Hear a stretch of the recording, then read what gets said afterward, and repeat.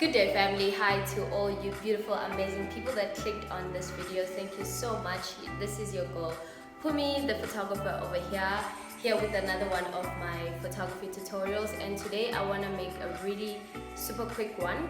I just want to help you master a few photography basics so that you can make your pictures look extraordinary. So yeah, let's just get right into it.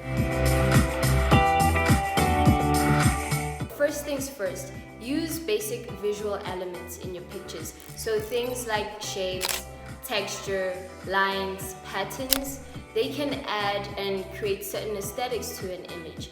And things like leading lines and patterns can also help to draw in focus and to lead a viewer's attention, so they can help enhance the image. The second tip I can give you is to use storytelling. So always tell a story with your images, whether it's a standalone image or a series of images that all speak together. You need to be able to portray some sort of story to give the images significance. So storytelling is a way to capture your audiences. It's a very strong way to capture your audiences because one picture can say 1,000 words. So you need to be able to have people connect to your work, and one way to doing that is to be able to portray stories with how you are capturing your images. Because remember, the story is what sells the picture. The third tip would be to find a way to add emotion and a specific feel to your work. So I find that it's much more easier to do that when you have a story related to the image. It allows you to be able to make your viewers emotionally connect to your work, right? And another simpler way of doing this, for instance, would be to use leading lines, right? So leading lines are an effective form of design because they lead the viewer's attention towards a specific focal point. So to make an effective photograph, you can actively look for lines and arrange them in your viewfinder so that you can invoke a specific feeling. The fourth tip is to master how to play with your viewers' senses. So for example, you can use texture, imply texture in your image so that they get a sense of touch, right? So texture is like the surface quality or feel of an object, whether it's rough, smooth, or soft, right? So this can be implied in a photograph, and it's usually emphasized in oblique lighting as it strikes the object from one side, right? And that creates an illusion of texture. And so what happens is when somebody looks at the photograph, they kind of have this feeling that they want to touch it, right? They want to touch whatever is being photographed.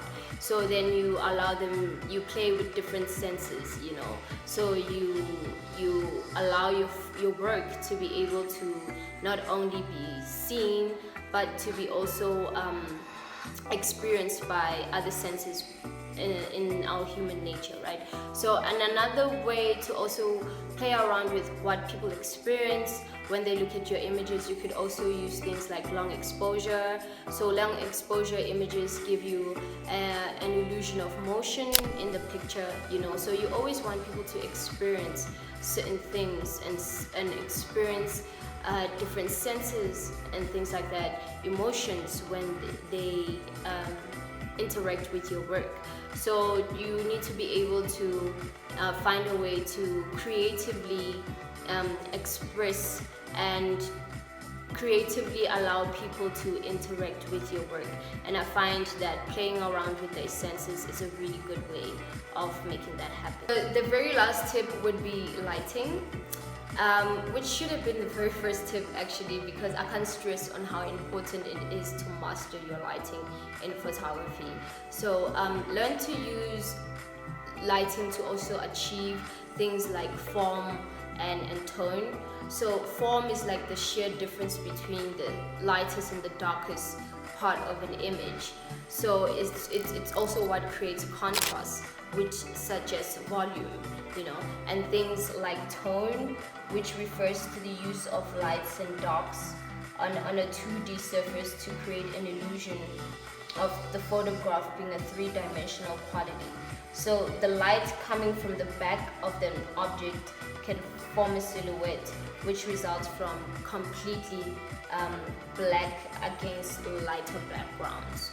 Yes family, that's all I had for you today. Thank you so much for watching my tutorial, and if this was the first time you watch it, please go to my YouTube channel on Still Imagery to view more of these tutorials, so you can up your photo game and I can see more of those fabulous pictures on my timeline and my feed.